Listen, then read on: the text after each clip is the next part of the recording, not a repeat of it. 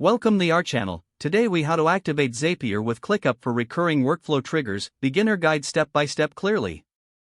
To activate Zapier with ClickUp for recurring workflow triggers, first, log into your Zapier account.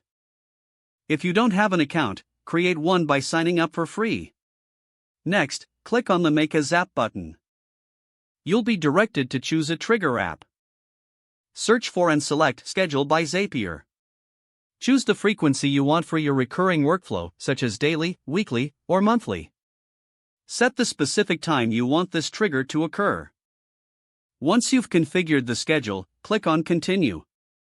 Now, you need to test this trigger to ensure it's working correctly. Click on the Test Trigger button and confirm that Zapier recognizes your scheduled time. Once the test is successful, click Continue to proceed to the action step. Now, search for and select ClickUp as your action app. You may need to connect your ClickUp account if you haven't done so already. To do this, click on Sign in to ClickUp and follow the prompts to connect. Once your ClickUp account is linked, select the action you want to perform. You can choose options like creating a task, updating a task, or moving tasks to a different list. Configure the details for the action, including the project and task information you want to use. Be sure to map the fields correctly from the trigger data to the ClickUp action.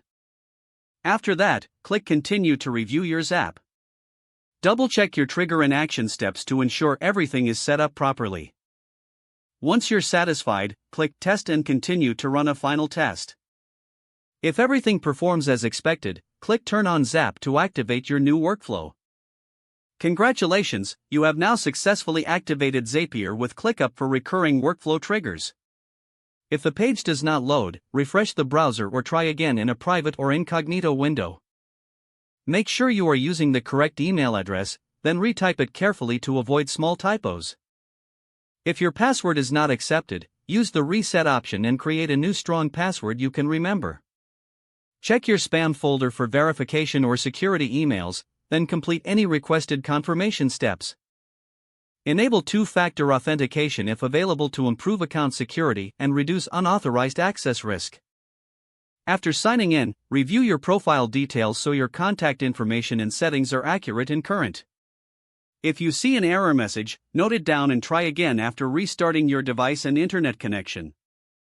Don't forget to like this video and subscribe to our channel for more step-by-step tech guides.